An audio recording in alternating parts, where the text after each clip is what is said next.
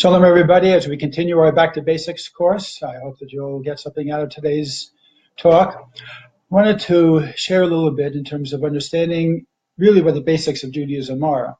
We have to look at about 4 different stages of the development of the Jewish people and the relationship we have with God. I'm going to talk a little bit more about those 4 stages, but just to give you a little overview. First one is really creation of the world. That started the whole relationship. Obviously, Bereshit bara Elokim es hashamayim v'ha'aretz. That was the very beginning, and that's when God brought about this new venture, so to say, on his part, in order to be able to create a world, create people in it, create free choice, and create a purpose for us to be able to fulfill. Second was when God found a couple who he deemed to be fitting to be able to fulfill the purpose for that creation.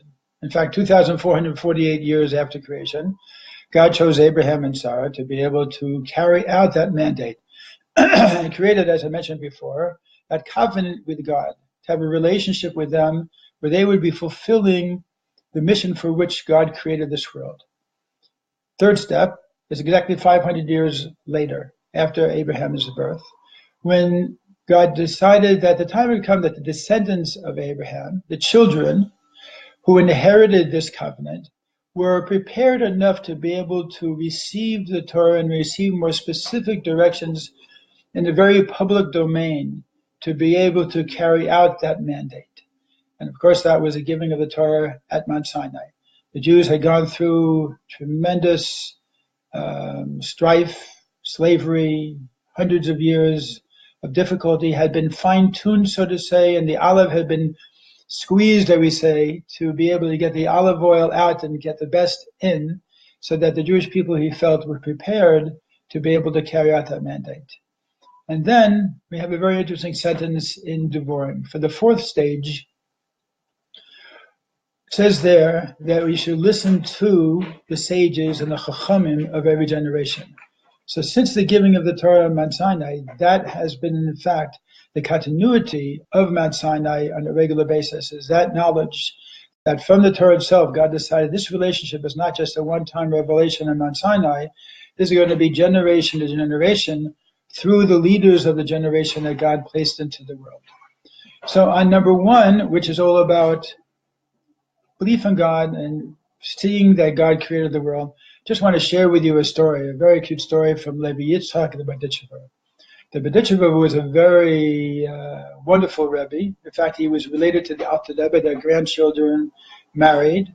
And the Berditchever was a Ohev Yisrael. He loved every Jewish person in this community and did whatever he could to be able to help them out and bring them closer to God.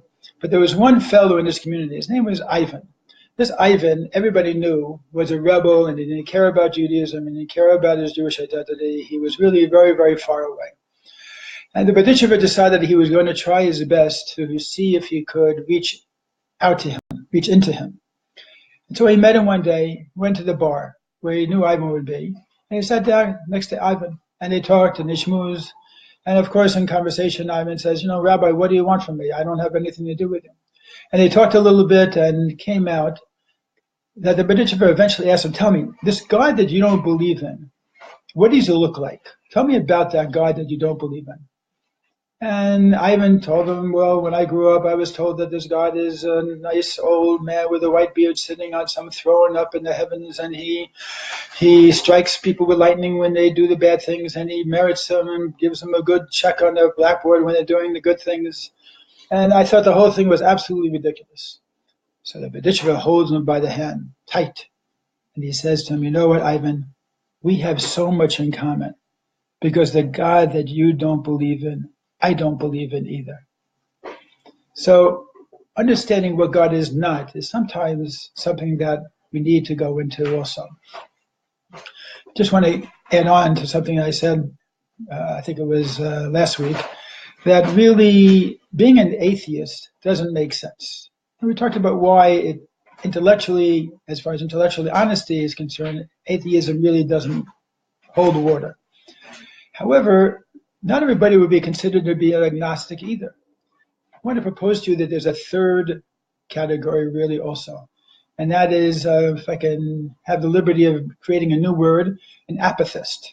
who is involved with apathism, which is really a matter of that God has no relevance to their life, a belief has no relevance to their life. They're either a scientist off in left field studying science and doesn't want to deal with any idea that there might be intelligent design behind the world, or it could just be a person who's a nice suburban Long Islander who's just so consumed by everything they're involved in that makes absolutely no difference and is not part of their life. So they're not taking a stand of being an atheist, a believer, or agnostic.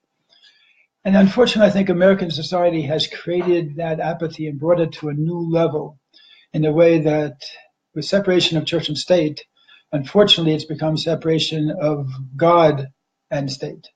And God has, so to say, taken a real rap from being limited by quote unquote church, that the direct connection of a person to God, regardless of whatever religion, whatever temple, church, whatever path they follow, that direct relationship has been undermined by just taking it out of the social order.